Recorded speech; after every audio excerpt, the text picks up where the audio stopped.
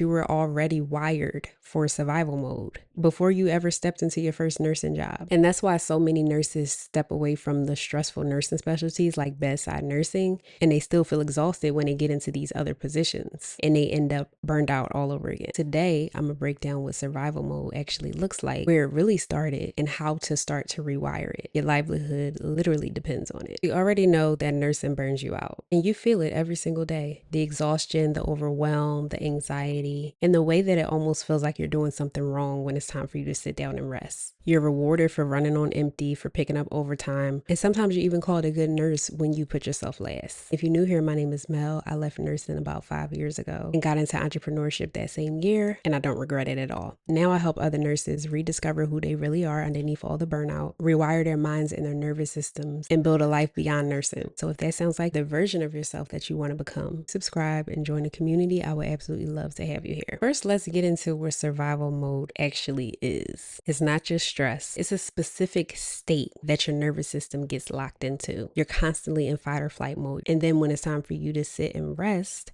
or when it's time for you to call out, when it's time for you to take a break, you feel guilty about it or you feel off. It's just not comfortable for you. It's like resting feels like danger. Literally, your mind equates rest with danger when your nervous system is always in fight or flight mode. And it almost feels like something bad will happen when you finally sit down to rest. And a trap that a lot of us got caught up in, myself included, is the productivity trap. You subconsciously start to measure your worth by how productive you are, how much you can give, feeling like you have to be productive in order to feel worthy or in order to feel like you're doing enough or like you are enough. On the other end of that, the receiving end, that's where you're lacking. It feels foreign to receive, or it feels like uncomfortable to receive. A lot of women specifically, I used to be this way too, get caught in the independent woman trap. They feel like I don't need nobody to help me with nothing. I can do it all on my own. And there's nothing wrong with getting things done. There's nothing wrong with doing things for yourself.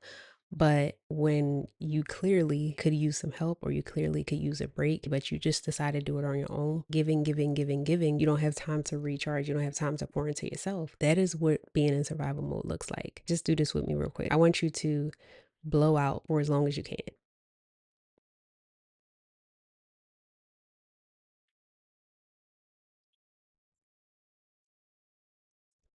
Eventually you feel it in your chest and you can't do anymore, right? Now inhale as much as you can.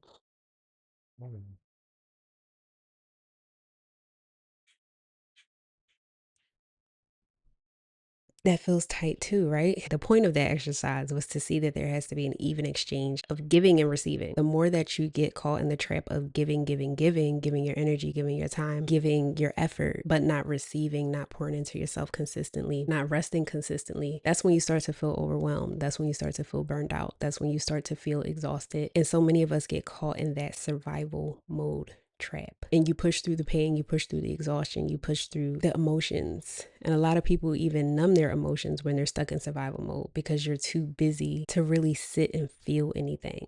And stopping to slow down almost feels like weakness. And people take pride in pushing through burnout and pushing through the overwhelm and pushing through the stress because society has set it up that way. We have been trained, we have been programmed to work hard at the expense of our health. Your nervous system feels like it's not safe to rest. Your nervous system is used to always being in fight or flight mode. Your nervous system is used to always being on go, to having 1,000 things on your to-do list, but it's not used to sitting still. It's not used to just being comfortable with just being. If you resonate with anything that I'm saying, I don't want you to blame yourself or feel guilty or anything like that, because you didn't choose this. It was literally programmed into you. Your nervous system and your subconscious mind were wired for survival mode. Most of ours were. And the only way to get out of that is to intentionally take the steps to get out of it, which we talking about in this video. So let's talk about where survival mode came from before nursing. Nursing absolutely enhances the survival mode. But the thing is that society has programmed us since childhood to have that grind mentality, that hustle culture mentality, that work hard and stop at nothing and never quit mentality. And it also comes from different generational patterns that we see that were passed down from our parents to us, from our parents' parents to them, and so on and so forth. Up until the age of 7, the mind is literally like a sponge and it just absorbs everything. So when we watch our parents work hard, when we watch our parents sacrifice, struggle, and overwork when they're never home, we think that that's normal. So we do what we see. A lot of times we take on those same patterns and we take pride in those patterns. So those things are passed down from generation to generation. You literally have the choice to decide what you want to pass down to the next generation. For me, I know that I don't want to pass down burnout patterns. I don't want to pass down struggle and overworking and sacrifice. So it's literally up to us to do what we need to do to heal and to rewire ourselves, our minds, our nervous systems, so that we're not passing the burnout and everything down to the future generations, because they're watching us. They're taking note subconsciously. So if you grew up watching people around you survive but not really live, they always struggling, you're going to think that that's normal. And that becomes your baseline, the foundation that you build your life off of. And it's crazy because school also reinforces it, because we're taught to perform, to achieve, to excel, to prove our worth through how well we do with our grades. So the thing is that you weren't born into survival mode. You were literally trained into it from childhood up into adulthood.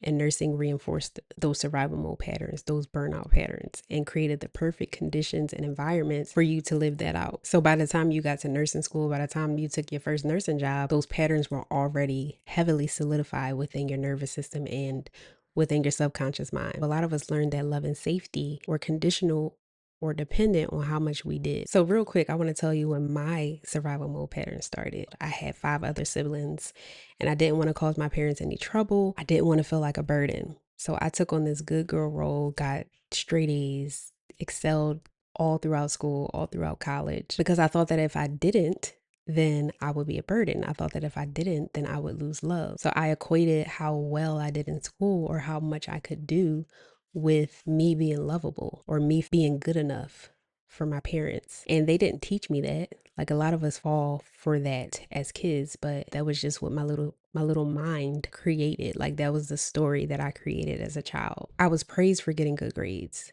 And there's nothing wrong with being praised for doing well, for excelling, and for getting good grades. But my little baby mind equated that to safety. So I started working hard. I always excelled. I always worked hard. And I kept that pattern with me because I got that positive reinforcement. And my little mind was like, okay, well, this is how I get love. This is how I get praised. And I took that with me into adulthood, into nursing. Not necessarily because I wanted to, but because I thought that that was the only way. I thought I had to.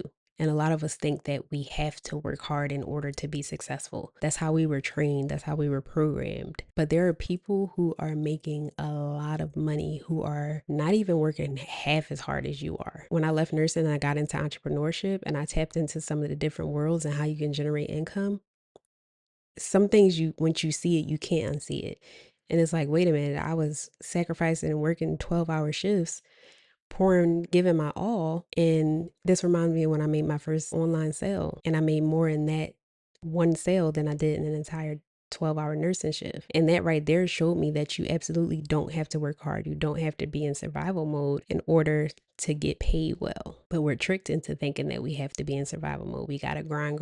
We got to do in order to be successful. So by the time I got into nursing school, the wiring in my nervous system and my mind, it was already there. It was solidified. That leads perfectly into what I want to talk about next, which is how nursing made their survival mode worse. You a nurse, you know that in nursing you're validated, you're praised, you're rewarded for survival mode patterns like being overworked, feeling overwhelmed, feeling exhausted, and you're still expected to push through, working long, exhausting shifts. I remember the first time I did 3 back-to-back 12s, and when I tell you, I would never wish that on anybody. It was horrible. Horrible. Okay. If you think about it, we have 24 hours in a day, but we're not awake for the full 24 hours. So you're literally spending most of your waking day at work, driving to work, and then driving home. Most of your day is shot. Very little time is left for you. There's no reason why you should only get a 30-minute break or barely be taking breaks in a 12-hour shift or an 8-hour shift. If you're a nurse who pushed through shifts with no break, whether it's 8, 10, 12 hours, and that's praised as you being dedicated, you being a team player, a good nurse. But in reality, you're abandoning yourself and sacrificing yourself in the process of caring for others. And a lot of times saying no to extra shifts, people probably look at you sideways. I never picked up shifts when I was a nurse, like extra shifts. But sometimes when you don't pick up, when you call out, you're made to feel guilty for it. The system is literally built on nurses running on empty. You put even more survival mode on top of that foundational survival mode, and it got amplified and celebrated And the longer you're in survival mode patterns, the harder it is for you to get out of them. And they become second nature. They become things that you do on autopilot without even thinking about it. The healthcare system needed you to be in survival mode in order for it to keep functioning at its highest capacity. And that's why nursing has such a high turnover rate. Yeah, you'll always have a job if you're a nurse, but every time you push through, every time you get rewarded for pushing through and for putting yourself on the back burner, and that tells your mind and your nervous system, okay, this is where we're safe. And so many people are calling nursing safe and stable, but they're feeling anxious and dread and stressed as soon as they wake up in the morning and it's time for them to go to work. That's not stability. You waking up stressed, being stressed at work, stressed on the way home, stressed when you think about having to go to work for your next shift. That's chronic stress. And you know stress kills. I remember when I worked 12-hour shifts in the ICU. I was operating out of survival mode and I didn't even realize it. Sometimes I would only use the bathroom a couple times throughout that 12 and a half hours. Sometimes I wouldn't eat lunch or get a break. A lot of those shifts I would barely drink enough water. And the craziest part is that back when I was in that situation, I felt like it was a lot for my body. I felt very overwhelmed and stressed and anxious, but I thought that that was just normal because everybody else around me was doing it because I was praised for it. A doctor wrote me a note telling me how I took excellent care of his patients. So I was like, okay. But inside, I was literally falling apart. That was survival mode patterns getting rewarded. But it felt safe. It felt familiar because I had that survival mode foundation. But baby, that was burnout. You're always needed. But what about you? To be in survival mode, you know, that is the norm, but that doesn't mean that it's okay. It destroys you. So I was feeling all these things and I felt deeply unsatisfied and unhappy with my life at that time, but I didn't know how to articulate that yet. I just knew that I felt off and that something needed to change. So let's talk about how to start rewiring the survival mode patterns. The first step is awareness. Before you can change anything, you have to be aware of what's going on because you can't rewire what you cannot see. So you have to be honest with yourself and look at your day-to-day life. Have a journal if you need to. For the next few days, look at how you feel when you wake up in the morning, how you feel throughout the day, how you feel when it's time for you to go to sleep. What emotions are coming up most for you? Is it overwhelm, anxiety, dread, unhappiness, stress? And I also want you to start noticing when it is time for you to rest. How do you feel? Does it feel wrong? Like you have to earn it? Does it feel like you're not doing enough? Like you should be doing something else when you actually sit down and get some rest? Because that's your signal that you have to learn to sit and be still and to become comfortable with just being. Remember in the beginning how I talked about we get so used to doing and the output, even though it's uncomfortable at first. Even though your mind and your nervous system is going to try to yell, kick, scream that you should be doing something, you have to learn to get comfortable in sitting in the nothingness. That is the only way that you're going to show your mind, show your nervous system that it's safe to rest. You know how I said that the mind is extremely suggestible up until the age 7? Your subconscious mind is still suggestible, but it lives out the foundational things, survival mode patterns and behaviors and beliefs that you picked up. So you have to start rewiring your subconscious mind. When you're falling asleep at night, drifting off into sleep, your brain waves slow down. So your subconscious mind becomes more suggestible first thing in the morning and when you're falling asleep, when you're like in that in between waking up, going to sleep phase. It's been really helpful for me to say affirmations during that time because you're reprogramming your mind during those periods, rewriting old stories, who you are and how you get to show up. Right now, you know yourself to be the burned out, overworked, stressed, exhausted nurse. But we got to start building your identity outside of that so that you can become the woman who knows that rest is productive, the woman who prioritizes herself, her rest, and her needs without feeling guilty for it. That's the self-concept that you want to step into. And what helped me do that is mirror work. It's when you look yourself in the mirror and you talk to yourself, telling yourself the things that your younger self needed to hear, that the adult you needs to hear, that it's okay to rest or you're safe resting. It's okay to be still and really becoming comfortable with communicating with yourself. The more you feed these things to yourself, the easier it becomes to step into that version of yourself. Something else that I love that was extremely helpful for me throughout this journey of healing from burnout and getting out of survival mode tendencies was journaling, getting really honest about my beliefs, the patterns that I had, why I was the way I was, what was causing me to feel or to show up the way that I was showing up, and how I wanted to show up instead. Like really getting deep in there. Awareness is literally the beginning of all the rewiring, all the reprogramming for your nervous system, for your mind. And you have to give yourself permission to do things differently, to show up differently, to be different, because the current exhaustion and anxiety that you feel is not sustainable. long term. It's not sustainable for the rest of your life or the rest of your career. You have to give yourself permission to rest and permission to exist without having to be productive sometimes, without producing, without outputting and giving.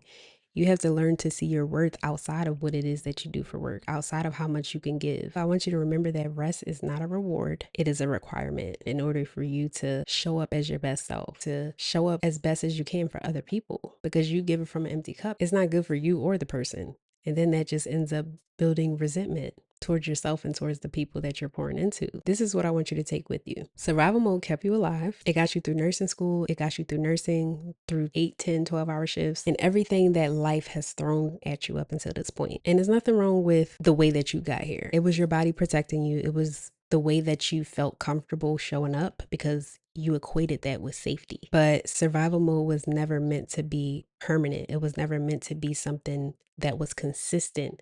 It was never meant to be something that you feel 24/7. It was never meant to be the way that you live the rest of your life. And the version of you that clicked onto this video, the version of you who's tired of just getting by, who's tired of barely functioning, who's tired of living throughout this hamster wheel of a cycle, who knows that there's more to life than just feeling exhausted and stressed and tired all the time. That version of you is already ready. She's 10 steps ahead of you. But are you going to follow her? Are you going to really start to show up for yourself differently so that you can exit survival mode in 2026? That's the real question. You don't have to figure it out alone. You don't have to figure it all out today, but this is where you start.